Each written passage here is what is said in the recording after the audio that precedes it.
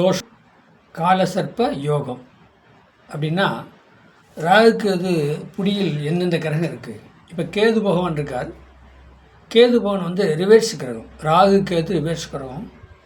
மற்ற கிரகம் எல்லாமே 7 கிரகம் வந்து ரைட்டில் போகிறது, ரிவர்ஸில் போகிறது. அப்போ கேது வந்து ரிவர்ஸில் போகுது. கேது வந்து ஒரு ரிவர்ஸில் போகும்போது கேதை தாண்டி வந்து சூரியன், சந்திரன் இப்படி நல்ல நல்ல முக்கியமான கிரகங்கள்லாம் போகும்போது அதனுடைய திசை வரும்போது அவங்களுக்கு பாதிப்பு ஏற்படும். ராகு இருக்குது. ராகும் ஆண்டிகேப்பில் ரிவர்ஸில் போகக்கூடியதான். மற்ற 7 கிரகம் ரைட்டில் போகும். இது ரிவர்ஸில் போகக்கூடிய கிரகம் ராகுக்கு இது.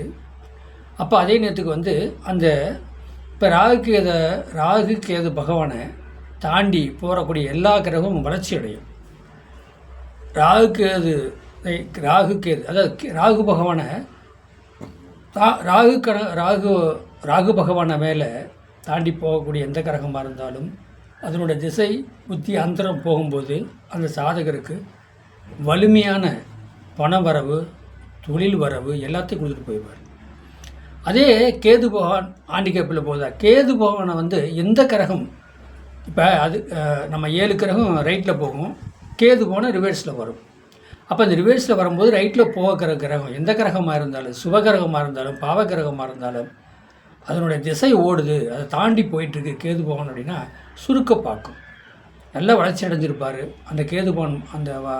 அதை தாண்டி போகும்போது பார்த்திங்கன்னா கோச்சாரத்துலேயும் சரி, ஜனன காலத்துலேயும் சரி அது வீழ்த்தி அவங்க அந்த சாதகர் வந்து ரொம்ப முடியாத சூழ்நிலை, ஈர்க்க முடியாத சூழ்நிலை, குடும்பத்தை ஈர்க்க முடியாத சூழ்நிலை, தொழிலை ஈர்க்க முடியாத சூழ்நிலையை சந்திக்கக்கூடிய சூழ்நிலை இருக்கும். அதுக்கு வந்து எப்படின்னா காளகஸ்தி போகலாம், விநாயகரை வழிபட வைக்கலாம், முகம் இல்லாத தெய்வம் வராவி தாய், ஆஞ்சநேயர், இந்த மாதிரி தெய்வத்தை விநாயகரை வழிபட வச்சுட்டு வந்தீங்கன்னா அதனுடைய தாக்கத்திலிருந்து கொஞ்சம் கொஞ்சமாக நீங்கள் விலகு வரக்கூடிய வாய்ப்பு நிறைய இருக்குது. ராகு பகவான் இருக்கார். ராகு பகவான் ஆண்டிகேப்பில் போகிறவர். அதை நோக்கி எந்த கிரகம் போனாலும் சரி, குரு போகிறாரு, சுக்கிரன் போகிறார். அப்படி போகும்போது வளர்ச்சி அடையும். பணம், காசு, சொத்து சுகம் எல்லாமே சேரும். ஆனால் அந்த சொத்து சுகம், பணம், காசு ராகு பகவானால் வரக்கூடியது எல்லாமே நீங்கள் வந்து சுபபோகம், அதாவது எப்படின்னா ஒரு நிலம், புலம், வீடு அந்த மாதிரி வந்து அழியா சொத்தில் நீங்கள் போட்டுட்டிங்கன்னா அந்த ராகு திசையோ ராகு புத்தியோ அந்தரம் முடியும் போதோ, இல்லை அந்த ராகை தாண்டி போகக்கூடிய எந்த கிரக திசையாக இருந்தாலும் அது முடிய போகிற வாரத்தில் உங்களுக்கு வந்து சேஃப்டிக்காக அந்த சொத்து சுகம் எல்லாமே இருக்கும். இல்லை நான் பணம் வரும், அதாவது மனிதர் என்ன செஞ்சுறாங்கன்னா இப்போ வல்ல கொள்ளையாக பணம் வருது, இடம் வாங்குறாங்க, வீடு வாட்டுறாங்க, காரு வாங்குறாங்க, ஒரு போட்டி பந்தயத்தில் போய் பணம் கட்டுறாங்க அப்படின்னா அது ராகுவோட வேலை.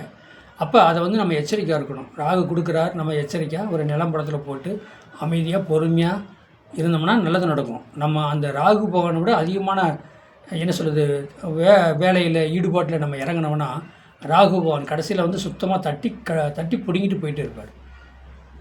இப்போ காலசர்ப்ப யோகம், காலசர்ப்ப தோஷம் அப்படின்னு சொல்லுது. அப்போ அந்த பக்கம் வந்து குரு பகவான் இருக்கார், இந்த பக்கம் வந்து செவ்வாய் பகவான் இருக்காருன்னா பாருங்கள், செவ்வாய் பகவான் அந்த பக்கம் இருக்கார், குரு பகவான் இந்த பக்கம் இருந்தால் அண்ணன் தம்பி உறவுகள், பங்காளி உறவுகள் எல்லாமே பகையாக இருக்கு. சனி வந்து பாருங்கன்னா ராகு கேது புடியில் வந்து சனி பகவான் இருக்கார், இந்த பக்கம் சனி பகவான் இருக்கார். அப்போ பாருங்கள், உள்ளூரில் இருக்க முடியாது, லோக்கலில் ஒரு பிழைக்க முடியாது, வெளியூர், வெளி மாநிலம், அடுத்த ஸ்டேட்டு, வேறு மொழி பேசக்கூடியவங்கள்ட்ட தான் இவர் தொழில் பண்ண முடியும், பிழைக்க முடியும். அவங்க தான் இவருக்கு நம்பிக்கையாக இருப்பாங்க. அதே நேரத்துக்கு சொந்த பந்தம் யாருமே இவருக்கு நம்பிக்கை இருக்க மாட்டாங்க. இதை அறிஞ்சு வாழ்க்கையில் ஜெயிக்க பாருங்கள். வாழ்க்கையில் நீங்கள் கண்டிப்பாக ஜெயிக்கலாம். என்னுடைய சேனலை சப்ஸ்கிரைப் பண்ணுங்கள், பெல் பட்டன் ஆன் பண்ணுங்கள், மற்றவங்களுக்கு ஷேர் பண்ணுங்கள். 95 14 77 10 74 இந்த நம்பருக்கு வாட்ஸ்அப்பில் சாதகம் அனுப்புங்க. தெளிவாக பேசப்படும். வாழ்க வளமுடன்.